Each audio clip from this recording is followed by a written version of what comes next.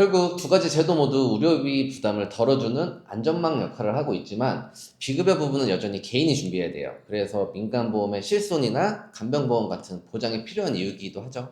네, 안녕하세요. 현명한보험의 배진우 팀장입니다. 현명한보험의 최영규 팀장입니다. 네, 오늘은 의료비 절감 제도 중에서도 정말 많이 물어보시는 두 가지, 바로 산정특례와 본인부담 상한제에 대해서 이야기를 나눠보겠습니다. 네, 실제 사례까지 같이 보면서 설명드릴 테니까 끝까지 보시면 이해가 훨씬 쉬울 거예요.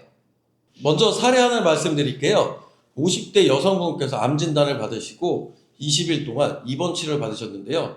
총 병원비가 약 3,100만 원이 나왔습니다. 3천만 원이 넘는 병원비라면 정말 부담이 컸을 텐데요. 그런데 실제 환자가 부담한 금액은 약 700만 원 정도였다고 하죠? 네, 맞습니다.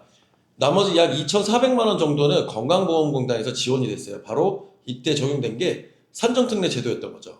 산정특례는 쉽게 말하면 암이나 희귀질환, 중증 난치질환 같은 특정 질환 환자분들이 등록만 하면 본인 부담률이 확 내려가는 제도예요. 네, 보통은 외래 진료 시에 30%, 입원 시에는 20%이 정도를 환자가 부담을 하는데요.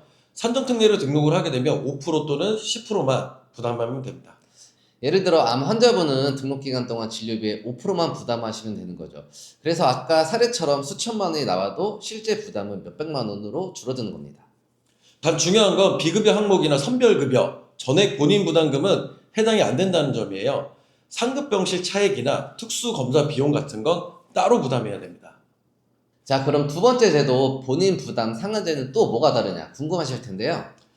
상한제는 질환에 상관없이 1년 동안 내가 낸 본인 부담금 합계가 일정 금액을 넘으면 그 초과분을 공단에서 돌려주는 제도입니다.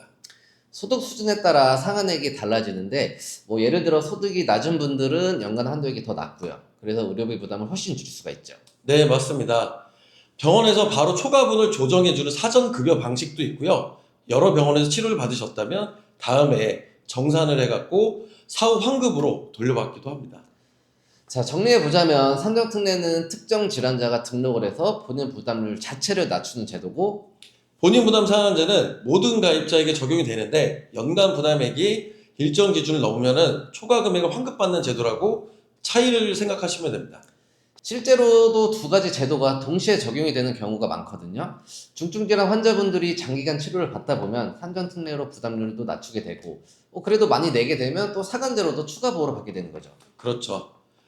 여기서 몇 가지는 꼭 기억을 하셔야 되는데요. 비급여 항목은 두 제도 다 해당이 안 된다는 점. 산정특례는 등록 시점부터 적용이 되고요. 진단을 받으면 바로 등록을 해야 최대한 혜택을 받을 수 있습니다. 본인 부담 상한제 환급은 보통 매년 8월쯤 공단에서 알려주니까요. 혹시 빠진 건 없는지 한 번 더 확인하시면 됩니다.